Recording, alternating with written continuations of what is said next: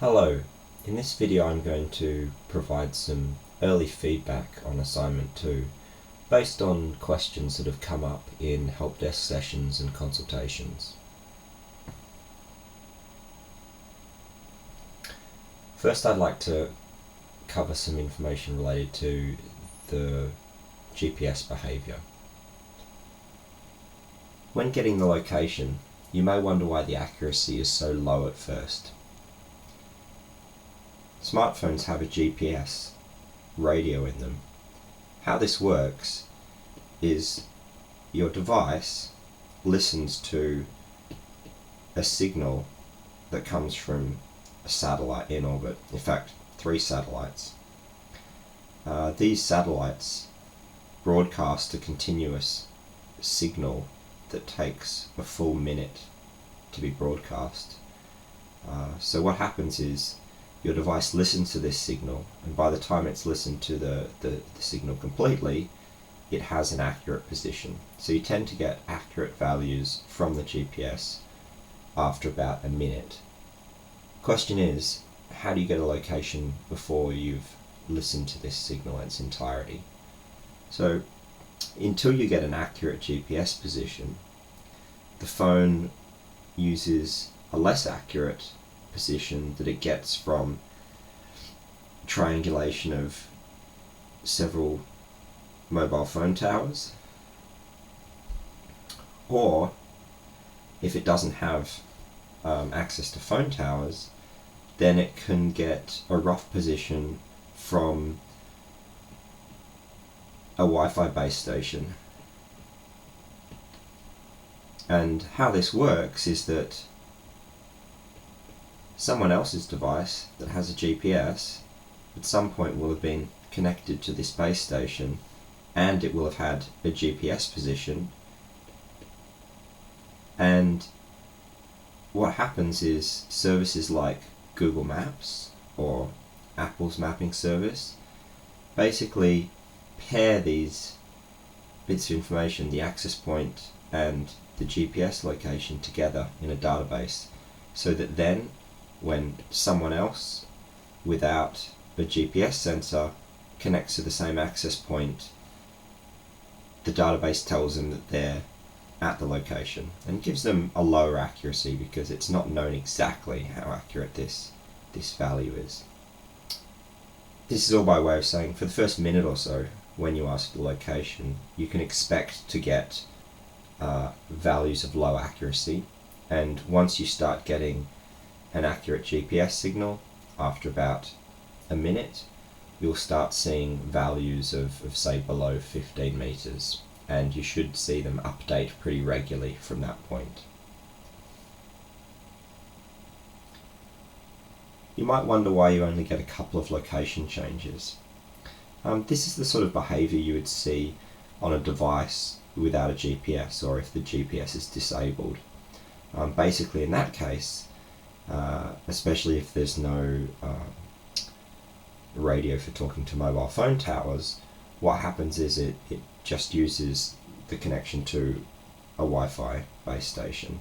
So we have our device, it connects to the Wi-Fi base station, and when you ask for the location via the geolocation API, JavaScript just gives you an approximate location based on the access point you're connected to. Obviously, the same thing happens with a laptop. A laptop doesn't have a GPS, so when you ask for the location on a laptop, what happens is it just looks at the Wi-Fi network it's connected to, does the same lookup in the database, and the geolocation API will return you a location based on that. And typically, if you're sitting in a lab or something like that, you're going to stay connected to this same Wi-Fi base station, so you're not going to see any location changes. If you do move around a little bit, you might end up being connected to a different base station, and as a result the location changes a little bit. Generally what you see is 1 or 2 location changes, and that's it. What about if you get a no location error? Well, this typically means a combination of things. If we're talking about a smartphone, it means that the location services are disabled, or the GPS is disabled and you're not connected to a Wi-Fi network, or the device only has Wi-Fi capability and it is connected to a Wi-Fi base station, but one that doesn't have a location associated with it. The next thing I'd like to talk about is the run class. Some common questions about this have been, what code should be in my run class, and what information do I pass the constructor? The run class is basically a container that holds some data, which is the information on the run, such as the start time, the route or intermediate points taken on the run, the destination, the starting point, the end time. The kind of methods that this class have are convenience methods that provide useful information. So for example, you might have a distance method that looks at the route travelled by the user and gives you back the distance travelled on the run, or something that gives back the average speed of the run. This is information you want to display in the interface, and you can compute this information given the attributes of the class. So one of the questions is, how much of the functionality of the app should actually be in this run class? Well, like with all object-oriented programming, we want the run class to be a kind of reusable component that's as generally useful as possible. And most of the behavior of capturing the information that goes into the run class, or the information of displaying it on the screen, this is very specific to the particular application we're writing. So in some sense, you have this rest of the application, and it's going to do things like recording the run, and this information is given to the run class and stored in there, and then at some point later you're going to be displaying, so let's say storing, you're going to be displaying the run, and you're going to obviously need the information stored in the run in order to display it. And when you display properties of the run, like the average speed or distance, you're going to call the methods of the class and get back this information. Another question that's come up frequently is what information should be passed to the constructor of the run class. So you have your run class. The job of the constructor is to create new instances of this run class. So in many of the examples we saw in Alexandria and in our workshops, we were specifying all of the attributes when we constructed a class. For example, our point class, we were specifying an x and a y value, right? These were different for every point we created. For the run class, it's going to have a bunch of attributes. It's going to have starting location, ending location, start time, end time, and some intermediate points. Some of these, we imagine, would change for each instance of the run class we create. For example, starting location and our destination location. These things are likely to be different for each run that we create. On the other hand, we might have another attribute like intermediate points or intermediate locations, and this is likely to be empty when we first create the run, because this is information we fill in by tracking the user's location. So whereas these bits of information we get when we construct the class, they're specific to the particular instance. This one is always the same. Since this one is always the same, it can just be an assignment within the constructor. It doesn't need to have any value passed into the constructor.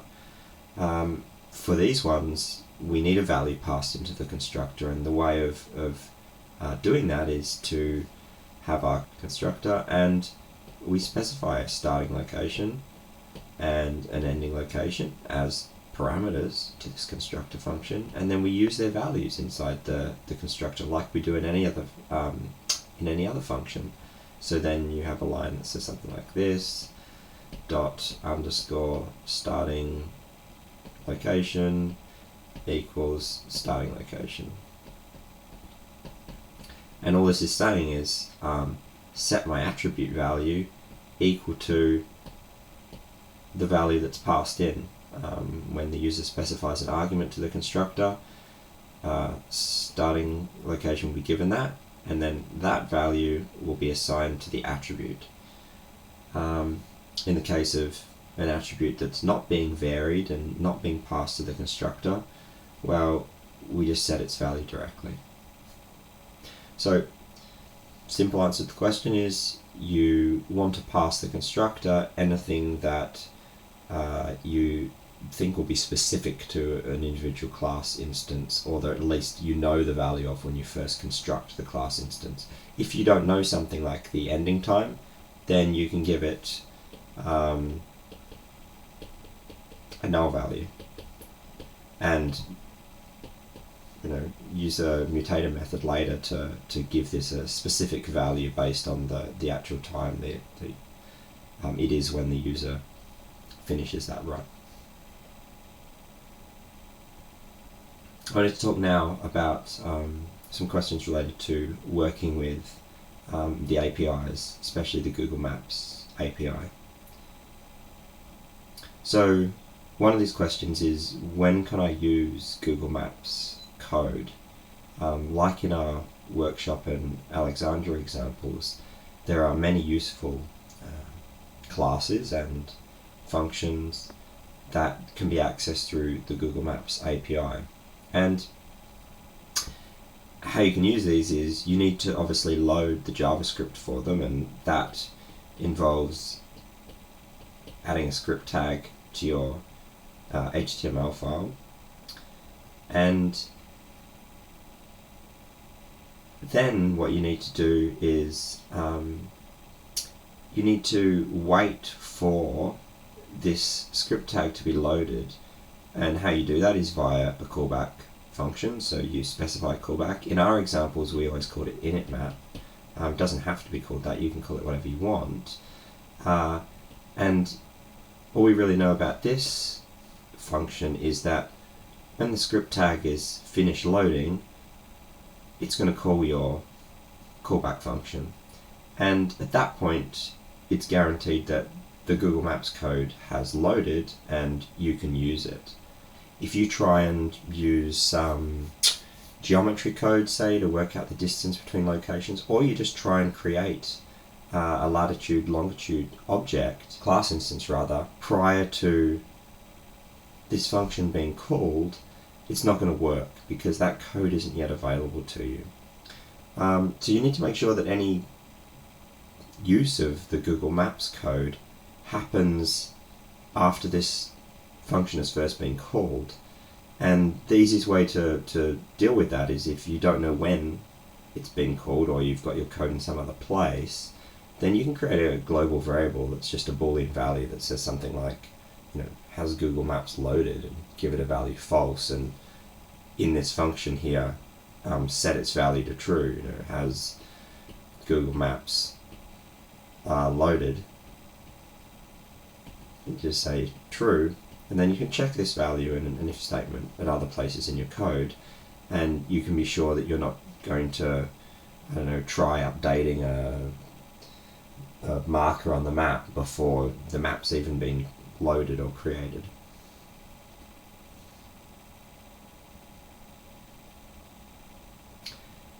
One of the sticking points with using the Google Maps API is there's some useful functions for us in this spherical part of the library. It's called spherical, and they're calculations that are helpful to us based on the Earth, like, given a couple of longitude and latitudes, let me know the distance in meters between them.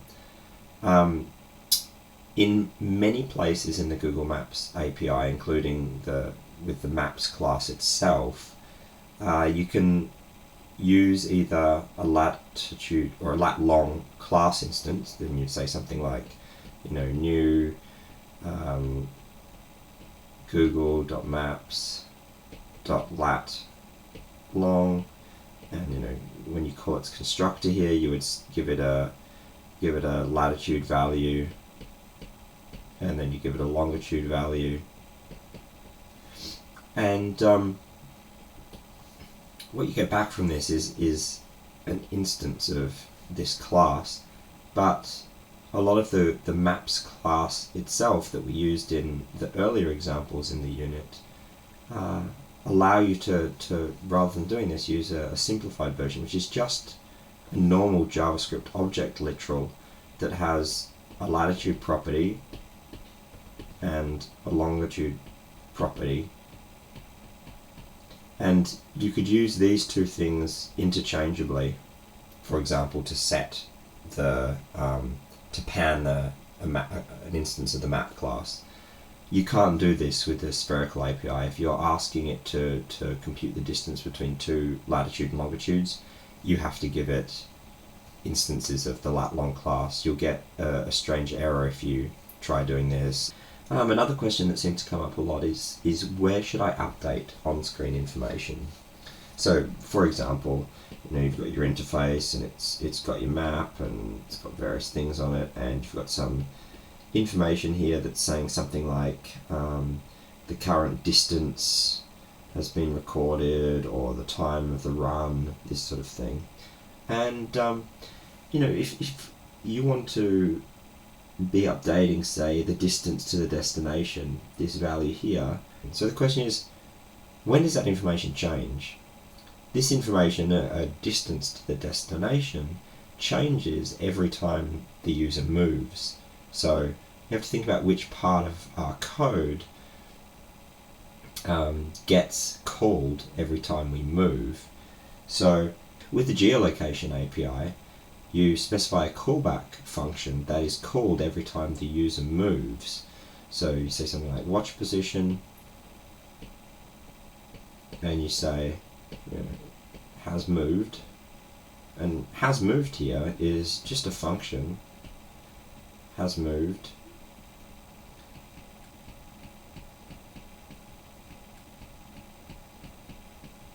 this function is going to get called every time you move. So you might do things like update the current location, you might do things like draw the updated location on the map, or move the map to center on the current location. And it also makes sense that this is where you update information like the distance to a destination, because that information changes every time the user moves, and this is the part of the code that executes every time the user moves. If you put the code that updates this somewhere else outside this function, it's only going to happen every time this code here executes. And if you want it to update every time the user's position moves, well, you put it in the code that is going to get executed every time that happens. And you can put as much as you want in here. Another common pitfall is people placing markers on a map to mark a location or to mark the destination point, and finding that every time they move they get more and more markers.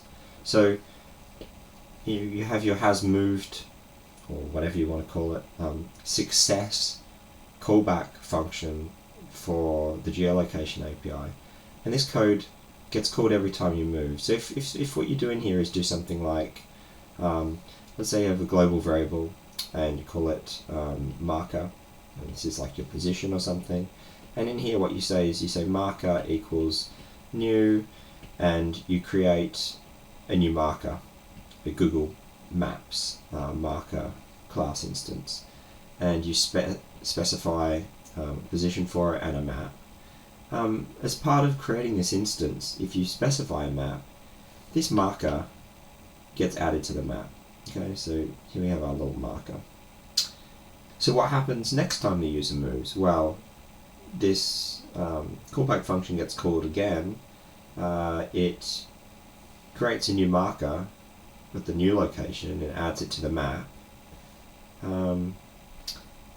This gets assigned into our global variable marker, but because these markers are associated with the map, we now have one global variable marker, and this references our second object, but we still have our first object on the map. And what's generally happening here is this function is getting called, multiple times, maybe 20 times, you end up with 20 markers on the map, but your global variable just refers to the very last one. There's a couple of solutions for this. You have two choices. One is, before you add a new marker, you remove the previous one, and you can do that with a piece of code that, a method of the marker class instance that's just setMap, and if you give setMap null, it just will set the map to null and remove it from the current map. So that's one option. Obviously you need to be careful that you actually have a marker class instance before you call this, or else JavaScript will just hit an error. The other option you have is, instead of removing an existing marker from a map, you could just create this marker once, and once it's created, you can update its position. So it has a method setPosition, and you can call setPosition and give it a new position, and that will cause your first marker that you placed here just to get moved, and it will now show at a different place. And again, you need to be careful that when you do this, that you structure the code such that the very first time your callback function is called, you do this task, you create the marker, and every subsequent time after that you update it. So you say marker setPosition new location. How might you do this? Well, if you were to set your marker to null at the beginning, then you can wrap this first line in an if statement that says, if marker is equal to null, then do this, else move it. So basically, if there's no marker, set the marker, create a new class instance. If there already is a marker, just set the position of it. Keep reusing the same one. One of the other issues that's caused some problems for people is working with separate files. And the question here is, which JavaScript file should my code be in? And then how can we transfer information between pages? So in terms of which JavaScript file the code should be in, the app has 3 pages, right? One of them is the index, or the list of runs. One is new run, which is used for recording a new run, and then the third one is view run. And each of these are an HTML file, and each of them has some JavaScript code for it. Each one of them includes a JavaScript file called util, or utility, and this is something we wrote that provides little toast notification messages, or at least provides a function that you can call to get these. Each of them includes a JavaScript file called shared, which is a file that you can edit, and people wonder, should all their code just go in shared? And then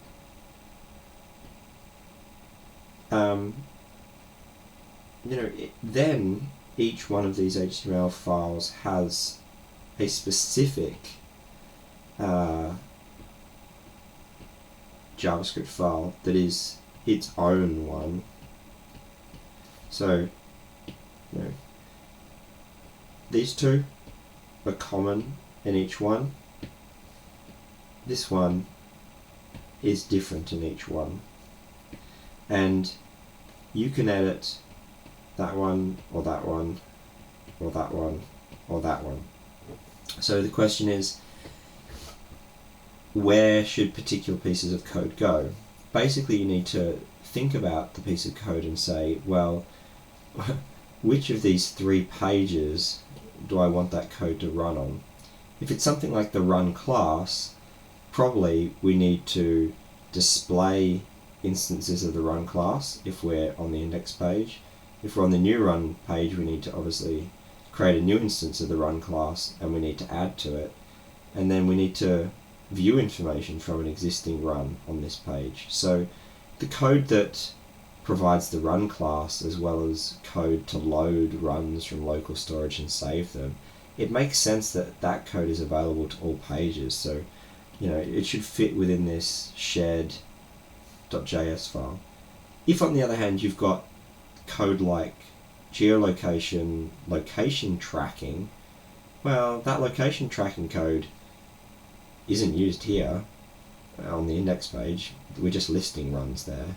It isn't used when viewing a run, because we're just viewing a pre-recorded run, but it is used on the new run page. So the place where things like the geolocation code would go would be here. If you're talking about the code that iterates through the list of runs and displays the HTML for each entry so it can be tapped on, well, that's something that only appears on the main page of the app, the page that lists the runs. So it shouldn't be in shared, because we don't want it to appear in either of these two pages, but we do want it to appear on this page. So basically that code should end up in the JavaScript that's specific to this page, which is just this one here. And because we want it here, we don't need it here, we don't need it here. So if it's something specific to one of the three pages, it should go in the specific JavaScript for that page. If it's something that's needed on all three of the pages, it goes in a shared file. And for any one of these pages where they include 3 JavaScript files, it's just as if the code of these 3 JavaScript files were included just straight into the HTML.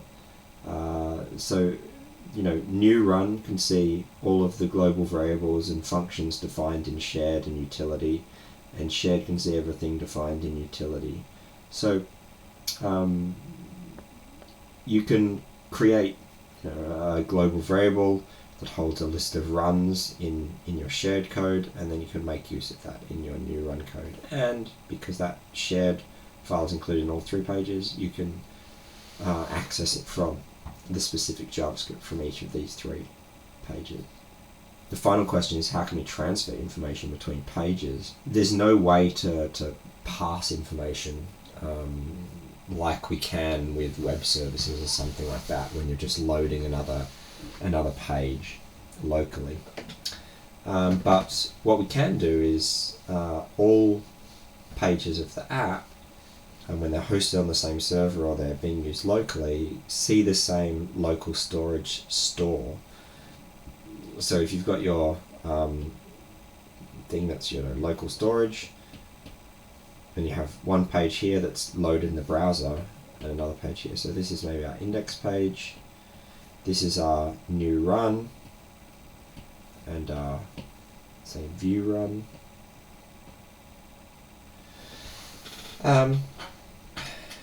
When the app is viewing one of these 3 pages, it only sees the code of that one page, and when it loads another one, it only sees the code of that one.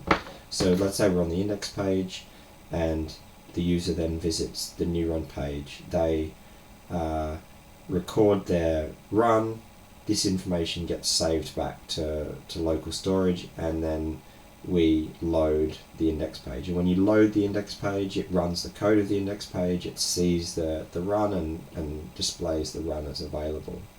Now I guess what we're really talking about is, how do we transfer information? And one of the things we need to transfer is, when we click on a particular item in this list of runs, we want to go to this new run page, but we want to go to this new run page and load specifically the information for that run. And the question is, how do we know which run it was the user clicked on?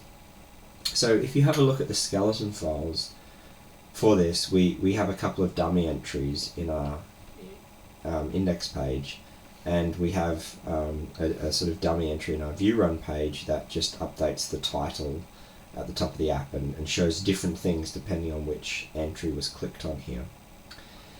And how this is done is basically when the user taps on an entry here, it calls a function, and that function sees the index that was tapped on and saves the index of the entry into a local storage key, something like selected item index.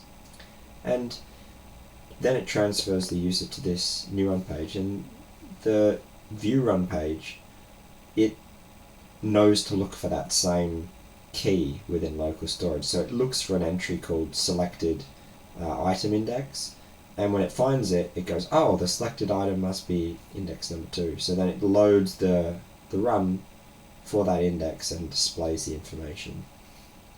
So the answer to this is just we use local storage as our transfer mechanism between these pages. Thanks for watching. I hope this information's been useful. Apologies for my atrocious handwriting and whiteboard skills here.